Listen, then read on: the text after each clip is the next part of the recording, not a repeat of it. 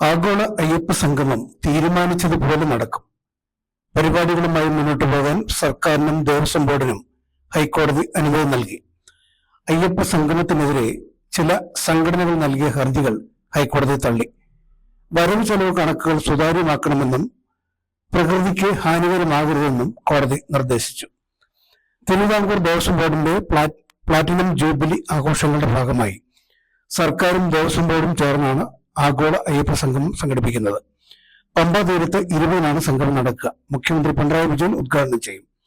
ശബരിമലയുടെ ഭാവി വികസന പദ്ധതികൾ സംഗമം ചർച്ച ചെയ്യുമെന്നാണ് ദേവസ്വം ബോർഡ് വ്യക്തമാക്കുന്നത്. കേന്ദ്രമന്ത്രിമാരും മറ്റ് സംസ്ഥാന മുഖ്യമന്ത്രിമാരും ആത്മീയ നേതാക്കളും പണ്ഡിതർ, ഭക്തർ, സാംസ്കാരിക സംഘടനാ പ്രതിനിധികൾ തുടങ്ങിയവരും പങ്കെടുക്കും. 3000 പേർക്ക് ഇരിക്കാവുന്ന പന്തലാണ് പമ്പാമണൽ പുറത്ത് തയ്യാറാക്കുക. Positive news.